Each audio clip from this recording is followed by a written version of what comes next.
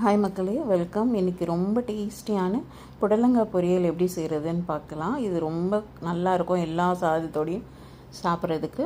அதுக்கு ஒரு கடாயை வச்சுட்டு ஒரு 2 டேபிள் ஸ்பூன் எண்ணெய் சேர்த்துக்கணும்.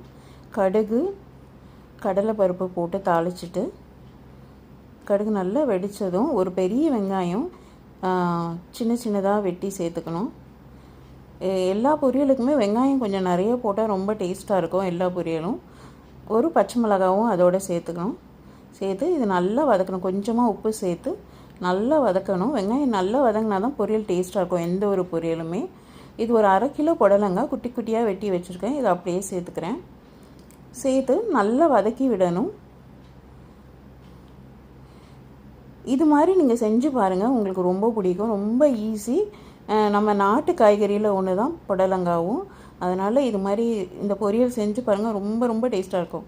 இந்த புடலங்காய் வேகிறதுக்காக ஒரு 2 டேபிள் ஸ்பூன் மட்டும் தண்ணி ஊற்றிக்கிறேன். நான் கடலை பருப்பு போட போகிறேன். அது வேக வச்ச கொஞ்சோண்டு தண்ணி இருந்தது, அதை சேர்த்துக்கிட்டேன்.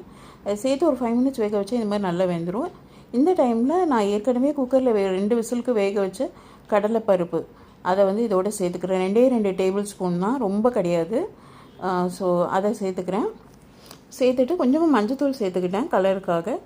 சேர்த்து நல்லா வதக்கி விட்ட பிறகு கடைசியாக ஒரு 1/2 கப்பு தேங்காய் நல்லா திருகி சேர்த்து நல்லா கிண்டி விட்டால் இது சூப்பராக ரெடி ஆகிடும். ரொம்ப ரொம்ப டேஸ்ட்டாக இருக்கும். புடலங்காய் கூட்டு அதெல்லாம் சாப்பிட்ருப்பீங்க. இந்த மாதிரி புடலங்காய் பொரியல் ஒரு வாட்டி செஞ்சு பாருங்கள். Dam sure you will like it.